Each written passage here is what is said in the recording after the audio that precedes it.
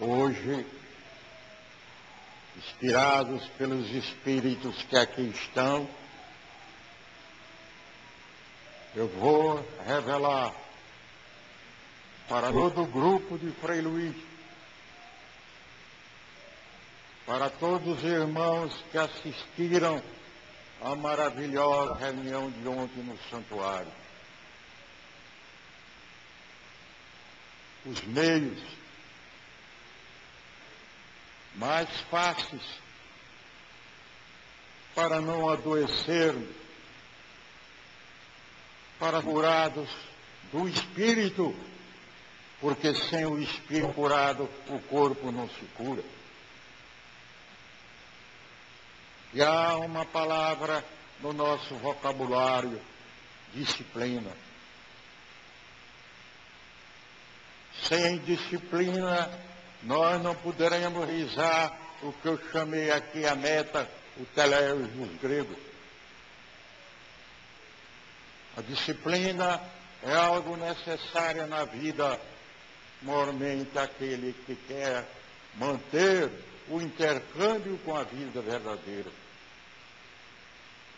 que não quer se manter iludido pelos outros e dominado pela selvageria da ignorância, aproveitada pelos nossos inimigos, os enfermos espirituais, os espíritos malévolos. O homem, pela sua crença, pela religião, pela seita dos seus pais, quer que tudo corra fácil e que ele tenha à sua disposição um Deus que atenda às suas súplicas mais infantis. Então, através dessas formas exteriores idolátricas, ele não se preocupa com a sua evolução espiritual. Fica restrito completamente ao seu corpo, ignorando todas as circunstâncias da vida, porque ele, além de ser um filho de Deus, tem a responsabilidade de ser um cooperador de Deus na terra, de exercer a sua tarefa com grandiosidade, nunca recuando pelos obstáculos, mantendo intangível a sua verdadeira fé, a sua verdadeira aliança com o Pai, para que essa tarefa seja cumprida sem deserção e sem dúvida. E para isso, a disciplina é o único meio para restringir as expansões animalescas do nosso ego, da nossa personalidade, e aprendermos que na vida, sem Deus, sem Jesus, nada poderemos adquirir. Tudo se transformará em rosas de malherbe, muito belas, pulgas, as que se desfazem, secam. Mas nós não podemos viver assim. O homem prudente, este diz: eu creio, eu tenho fé, porque eu vi, eu assisti e, portanto, eu testemunho. Quando assim ele procede, ele já está bem encaminhado na sua própria redenção. Redenção esta que não virá por atos exteriores, bênçãos ou outras coisas semelhantes. E este homem vai cada vez mais aumentando a sua experiência que todos nós, cada dia, temos que fazê-la, tendo, como Jesus disse, uma vida abundante. Eu vim para que todos tenham vida, e vida abundante. Jesus não quer doença e enfermidade. As enfermidades, doenças, cânceres, têm sua razão em nós mesmos. Jesus quer todos felizes, todos satisfeitos, todos sabios. O homem não nasceu para sofrer.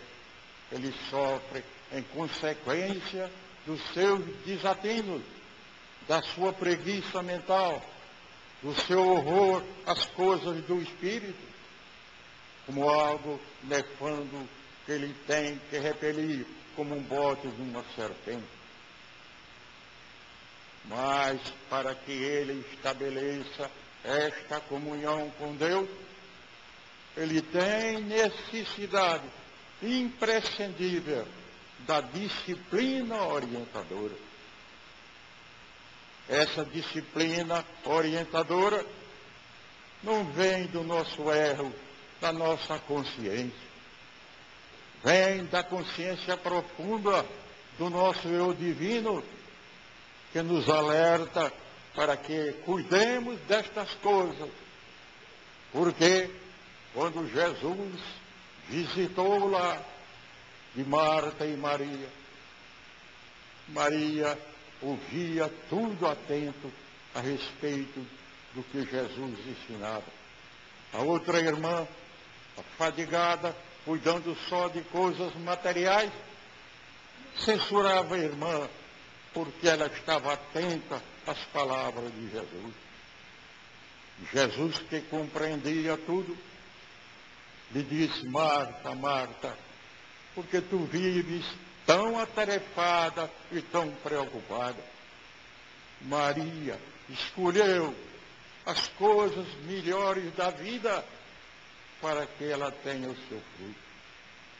Maria, hoje, Teresa d'Ávila, Teresa de Jesus, recebeu, pois, o fruto desses conhecimentos do Mestre, alertando-se, portanto, em tempo, para que a sua beleza extraordinária não ficasse maculada pelas coisas do mundo. Mas, atualmente, a disciplina que tem que ser essa palavra é sinônimo de sofrimento, de angústias, de dificuldades e de concentrações. Horroriza o homem. Ele não quer ser disciplinado. Ele se considera com isso uma escravidão, enquanto tal escravidão é a única liberdade que ele possui para caminhar por si mesmo. Porque nós não estamos aqui na terra para turistas, para gozadores inveterados. Nós somos criaturas responsáveis, como disse, porque em lugar de filho de Deus, temos que cumprir a nossa tarefa de administração, de associação, de cooperação, em todos os sentidos da vida. Então, só o homem disciplinado é que pode isso compreender. Eu vou lhe dar um exemplo material, como o mestre fazia e os espíritos fazem. Um rio que nós contemplamos com 1000 quilômetros de largura. As águas estão mansas, inúteis, porque esse rio não tem profundidade, não tem a altura necessária, só largura, expansão para as coisas do espírito, não, para as coisas materiais. Mas se nós, através de paredes de cimento e ferro, comprimirmos estas águas e deixámos-las com uma extensão de 100 metros, o rio mudou. Aquela compressão da água aquele trabalho de sacrifício e de renúncia e de concentração, fez com que o rio, inerte nas suas águas, se transformasse numa cachoeira para movimentar máquinas, indústria e produzir eletricidade. Vejam, pois, como as coisas materiais realizam através de um trabalho, de uma cooperação com Deus, para produzir o dinamismo e não aquela estática que não adiantaria coisa nenhuma. Então, essa é que é a vida abundante. O rio passou por vida mais abundante. E quando nós vamos aprendendo as coisas de Deus, espiritualmente, livremente pensando, nós estamos na concentração necessária para que realizemos na terra a obra de Deus. Portanto, a disciplina é algo necessário em tudo na natureza.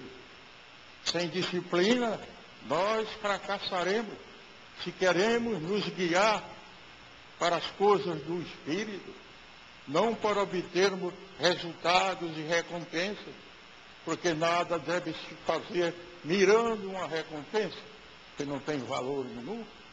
Nós devemos proceder assim. A disciplina faz com que, pelo um esforço, pela uma concentração, pelo método de vida, nós próprios, como espíritos eternos, regulemos nossa vida para que ela tenha utilidade, tenha objetivo. Porque o homem disciplinado, ele encontra um gozo, uma alegria indefinível para algum. Enquanto o homem disciplinado, ele vai se deixando levar pelos seus prazeres materiais. Prefere a planície do que as altitudes das serras e das montanhas. Enquanto o outro se esforça para que cada vez mais se eleve para viver eternamente com o Pai, o outro cai no gozo e nas paixões. E essas paixões e estes gozos não os satisfazem absolutamente, porque coisas materiais não podem nutrir as coisas do Espírito. Então vai pouco a pouco, excitando o seu sistema nervoso, procurando o artifício de toda espécie para gozar, até que esses nervos fiquem embotados, não tem sensibilidade nenhuma, só pensa em coisas materiais e se animaliza, sem proveito nenhum para o seu espírito. E como ele só viveu para coisas materiais, para instintos, satisfazer a carne, ele embrutecido tem medo da morte, tem medo da vida e, portanto, como um bruto, como um animal, ele vai, guiado pelos espíritos das trevas, seus companheiros de luta e de vício, para os antros de dor e os antros de sofrimento. Entretanto, o outro, que se disciplinou espontaneamente, tendo como que uma obrigação de realizar a tarefa que tem que cumprir, este homem aumenta a sua sensibilidade. Ele passa a sentir a vida com alegria imensa, porque a sua frequência vibratória é sutil, e é tão sutil que ele vê num sorriso de uma criancinha uma felicidade completa. Na plantinha que está ao lado na estrada, ele sente algo de beleza pela simplicidade da vida. Nas flores, nos animais, no amigo que encontra, ele exterioriza tudo do seu ser, porque é um homem sensível, disciplinado. No coachar dos sapos, dos pântanos, dos grilos, ele encontra uma música necessária que o comove. olhando as estrelas do firmamento, ele tem a certeza da graça de Deus que desce sobre ele. Este homem sensível é o homem ideal e disciplinoso, que tem um dever e uma compreensão extraordinária de tudo que realiza. E na sua assembleia, onde ele penetra, reconhece o poder da concentração, da meditação, que deve viver nos dias atuais, que são finais de tempos, com Jesus, com os ensinamentos de Jesus, para que a sua disciplina não seja açoitada pela indisciplina e pela invigilância. Essa disciplina é divina, porque Jesus veio nos mostrar esta disciplina na sua própria vida, que serviu de exemplo. Coisas espirituais não avançam sem disciplina, sem noção do dever, da responsabilidade, com a indulgência necessária aos outros que erram, mas firme, realizador no seu próprio eu, nos erros que pratica. Ele só sente, o homem disciplinado, seus erros, a sua instabilidade em certas condições, e não mira o erro dos outros, porque esta própria disciplina que ele realiza, sem palavras, ela tem um poder de atração tão grande que os outros sentem a felicidade de também serem disciplinados, porque essa disciplina traz calma, serenidade, tranquilidade do espírito e vida.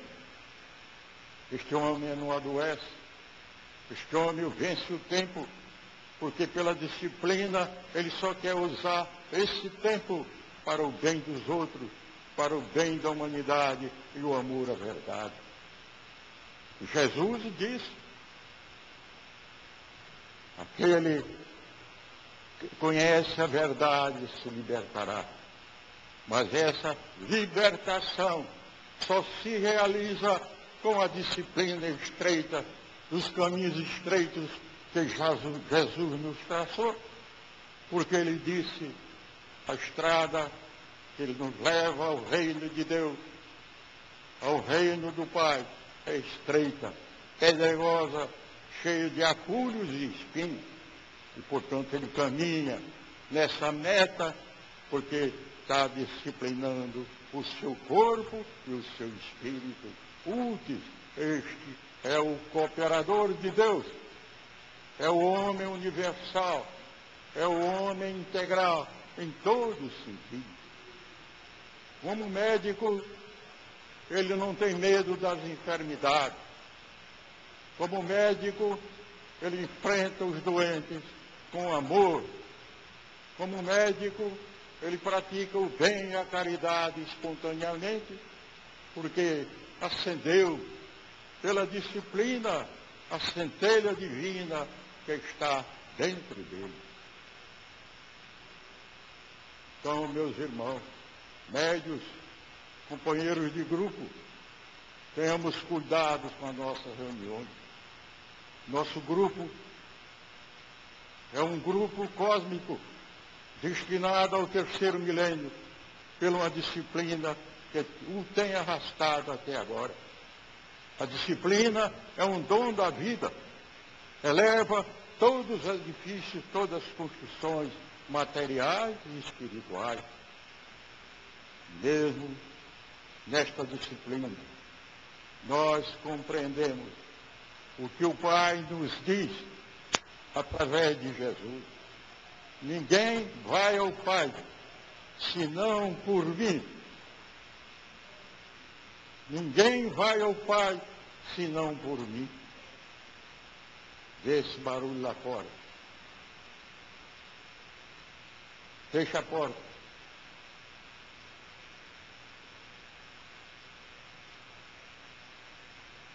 Então, quer dizer isso, meu Deus?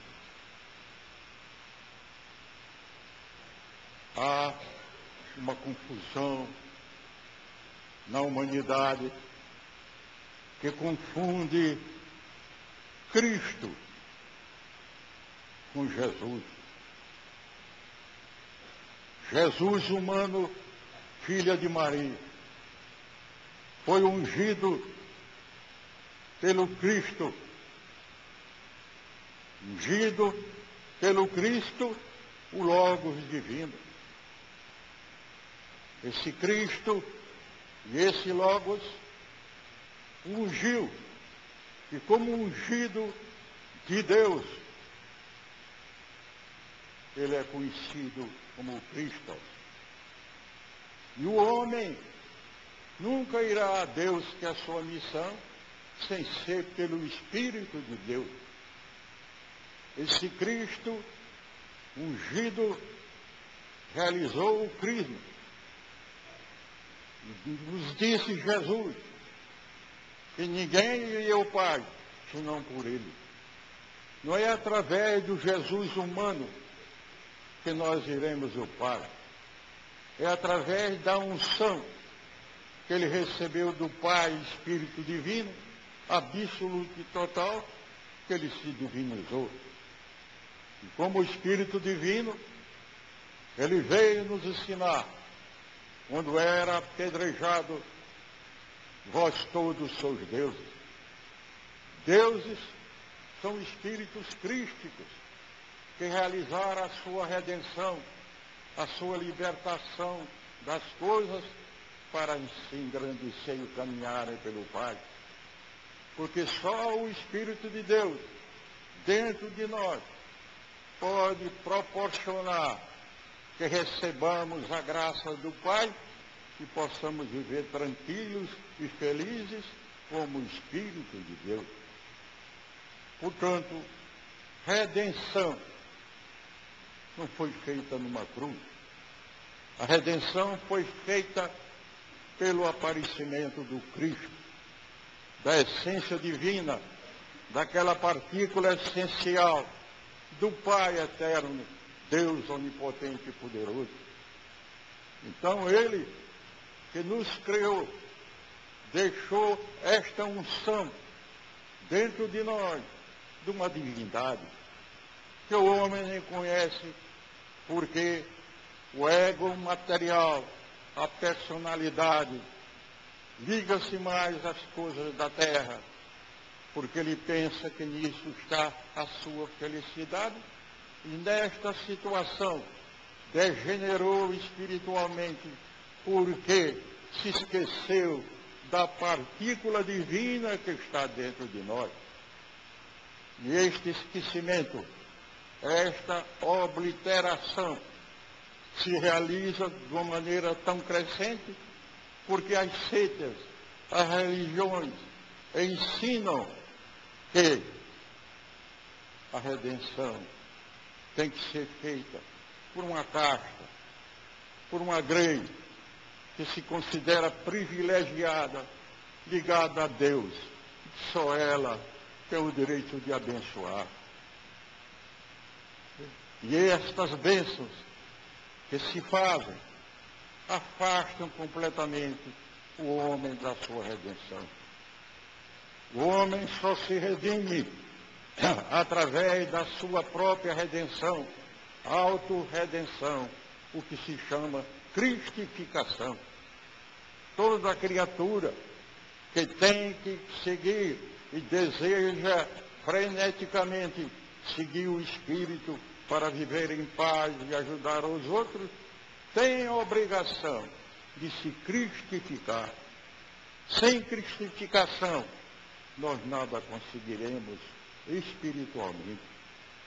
Porque na cristificação, pela disciplina, cada dia nós evoluímos. Cada dia nós pensamos melhor. E as criaturas, em todas as profissões, que se empenham no bem dos outros e da verdade, elas vão pouco a pouco sentindo certo asco das coisas do mundo. Ficam mais disciplinadas, atendem mais aos necessitados, têm a energia necessária para que pela palavra possa doutrinar os espíritos maus. Esta criatura, como se diz enfarada, procura algo dentro de si, porque as coisas do mundo, o dinheiro, a riqueza, não lhe satisfazem seus desejos. Isto é que se chama caminho da redenção. Nós vamos sentindo que dentro de nós há algo que devemos respeitar. Nós vamos sentindo que essa disciplina tem que ser feita cada dia. Porque, olhando, por exemplo, as plantas, o girassol, vemos que um heliotropismo estupendo faz com que ele se volte para ele a luz solar. Ele quer luz, nós também, como os vegetais, como o girassol, temos que voltar para essa luz. E essa luz está dentro de nós, meus irmãos, quando nós nos cristificamos. Quando Jesus Cristo quis manter um intercâmbio espiritual com Moisés e Elias, subiu a um monte, e nós temos um monte aqui, a montanha sagrada da Bolunda, onde os espíritos se materializam. Os 3 apóstolos verificaram que Jesus Cristo se transfigurou, e transfigurando-se, sua túnica inconsútil era tão alva que o maior levandeiro não podia realizar tanta brancura. E transfigurado era algo de belo e de divino.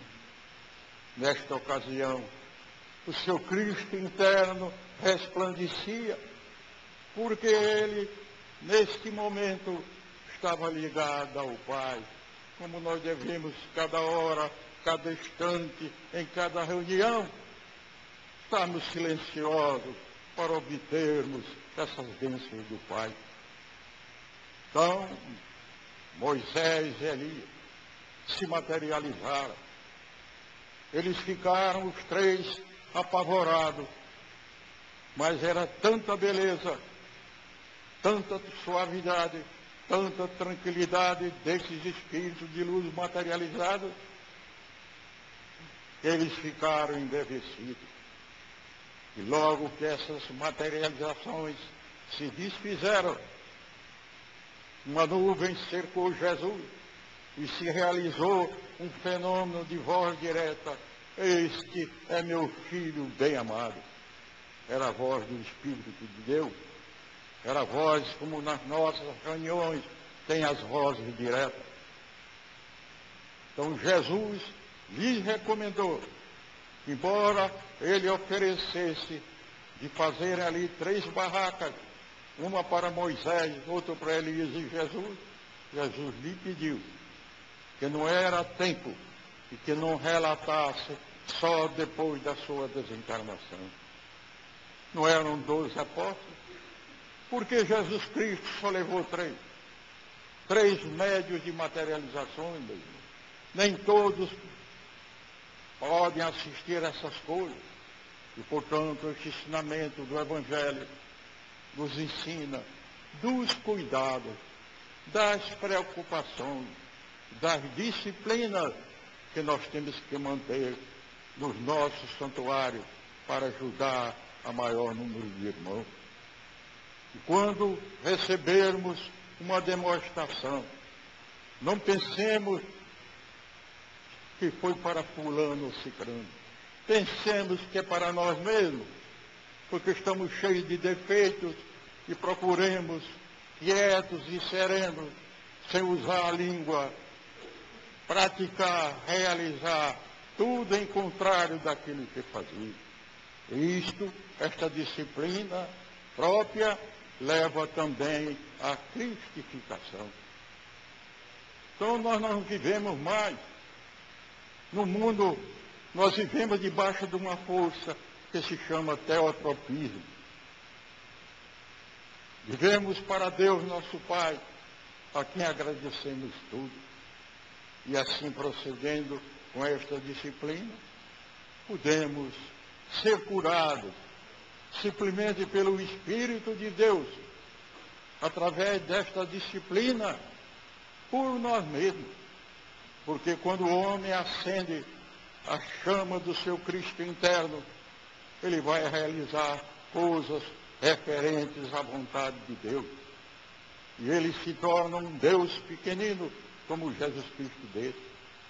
E a humanidade hoje, a elite cristã, não esse cristianismo aparente, vai propendendo nas nações mais civilizadas para esta transformação crística. Ele não quer saber o que a teologia eclesiástica falha da Idade Média realiza. Ele quer saber o que Jesus Cristo fez, ensinou e faz ainda, e passa a viver nessa circunstância. Isso se chama a libertação de cada um, porque o homem passa a pensar por si mesmo e experimentar em todas as agruras da sua vida essa presença que o homem só consegue alcançar quando tem consciência dessa presença. E tendo consciência dessa presença, se numa assembleia todos pensarem assim, se transformarem através dessa grande metanoia no Cristo interno, que poderes nos surgirão? Porque o poder máximo é o poder de Deus dentro do homem. Por isso, como colaborador de Deus, pela disciplina, o homem pode tudo realizar, desde que não caia no desânimo, na desesperança, e que não queira constatar em si mesmo os fracassos como uma necessidade de maior vigilância. Porque quando o homem está empenhado nesse trabalho dignificante de sua própria redenção, sua tarefa, seu trabalho é uma prece que ele faz constantemente a Deus, quer num laboratório, quer numa oficina, quer numa administração, em qualquer sector de vida, porque ele sabe que está trabalhando com o Pai para a utilidade do progresso da vida, porque toda a natureza, toda a expressão cósmica está baseada, meus queridos irmãos, neste amor universal. E, portanto, cristificando-se, se a criatura é atacada pela enfermidade, pode usar esse pensamento sublime através da sua mente, não aprisionado pela doença, pelos tentáculos do câncer, mas com a sua mente sadia, otimista, esperançosa, porque a força divina, curadora e restauradora, está à disposição de todo o universo. É a inteligência subjetiva, universal, que o Dr. Frederico Bayliss, que fez tantas curas, como eu tenho dito aqui, realizou, como uma pleide de médicos psicossomáticos, que usaram o poder Cristo para curar e aliviar os seus irmãos.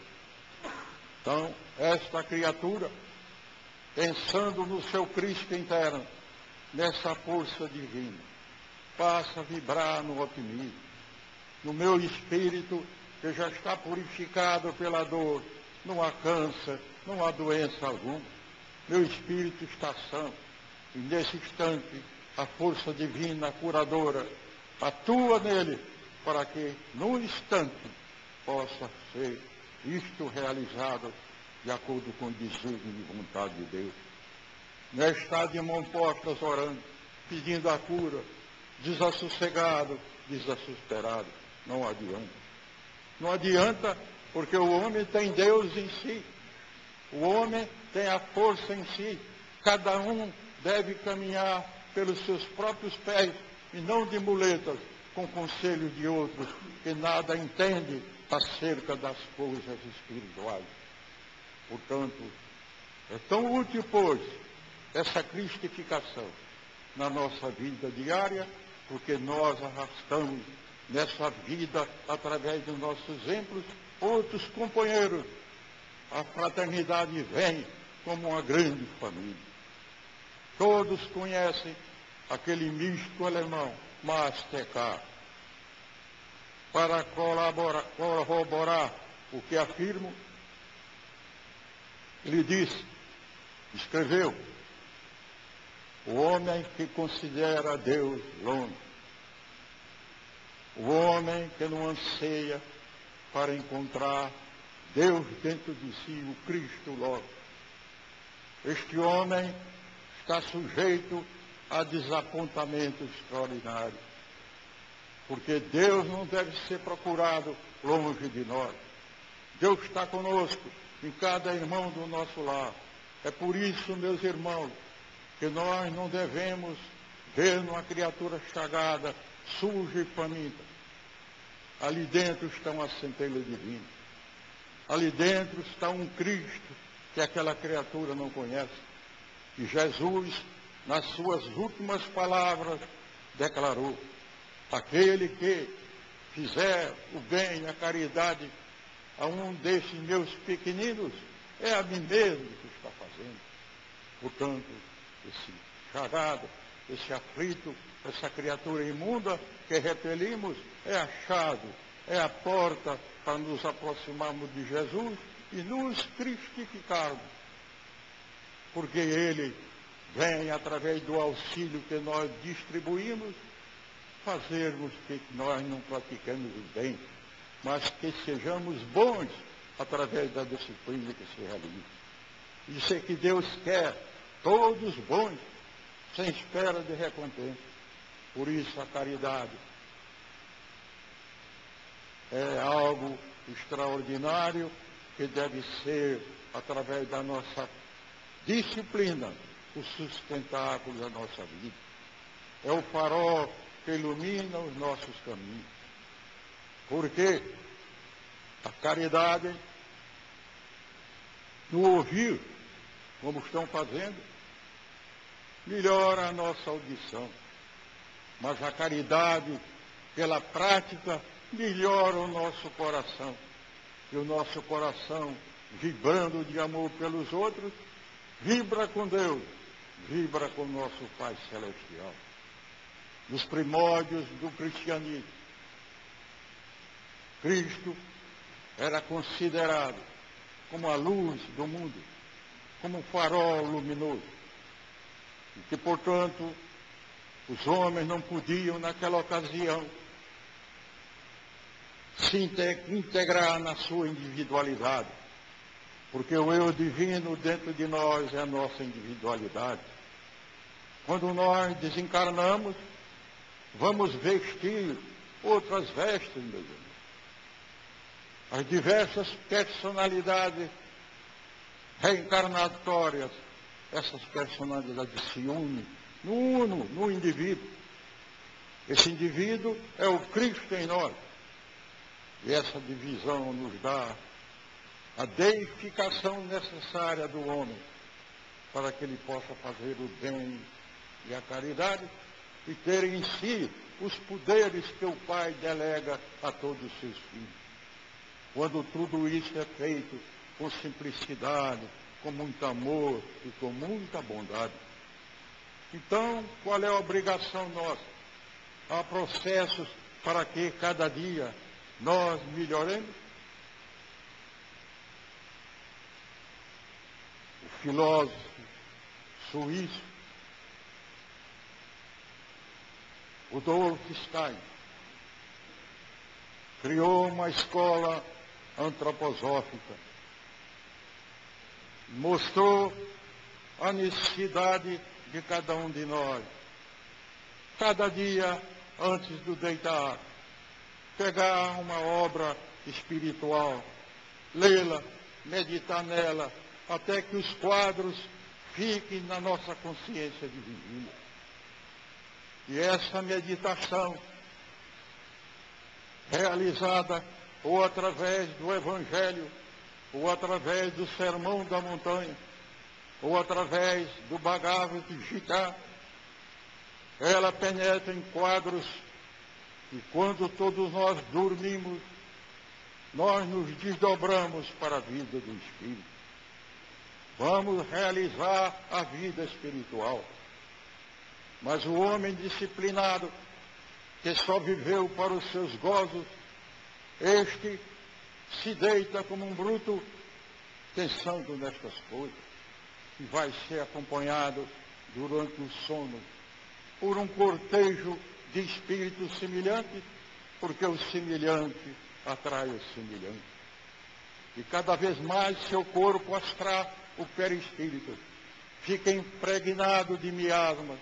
Ele amanhece cansado, aborrecido, irado, colérico com todos do lar, pelas companhias que desfrutou. Mas aquele previdente, pela disciplina, não se deita, não se prepara. Assim é exercida essa força sobre ele. Mas o previdente, que lê, medita, que aqueles quadros que leu, os quadros que Jesus ensinou, estão dentro da sua alma, da sua consciência de vigília. Este homem, assim agindo, depois das suas preces noturnas, vai colaborar para que seu perispírito, seu corpo astral, por esta disciplina diária, se modifique e melhore. E o corpo astral, o perispírito melhorado, vai apagando os vestígios do câncer, da lepra e de outras tantas coisas. E ele desperta feliz e satisfeito, porque também ajudou nessa operação espiritual noturna o seu corpo etérico e o seu corpo físico. E com o Cristo interno, ele vai fazer com que seu corpo etérico também se modifique. E esse homem na terra, no meio de tantas coisas ruins que se apresentam, vai se modificando, melhorando, angariando para si a saúde necessária através dessa prática.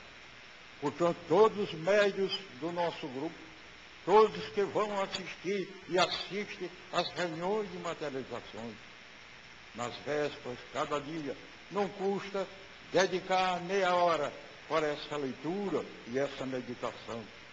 Levarão durante a noite para a reunião seguinte os recursos dessa concentração e dessa meditação, para que o ambiente seja divino, crístico. Isso é um trabalho pela disciplina para a nossa cristificação. Façam assim e vão ver que coisas extraordinárias, clâmide de luz dos Espíritos, quando os Espíritos estiverem atuando caridosos, estejam orando, praticando a caridade e o bem. E não deixe que, por indisciplina e vigilância, penetre monstros nas nossas assembleias, penetre forças negativas, porque estes irmãos são enfermos da mente, que atacam e, portanto, criam um ambiente letal para cada um. Nós ajudaremos a todos eles, mas seremos ajudados e estabelecemos nestas assembleias, através dessa disciplina rigorosa, a comunhão com Deus que está dentro de nós. Portanto, não é nada de difícil. Tudo é uma questão de disciplina. Vamos encontrar esse tesouro que Jesus nos levou, que Jesus nos ensinou. Vós todos sois Deus. Vamos proceder assim, meus irmãos, que a doença, a enfermidade, tudo melhorará.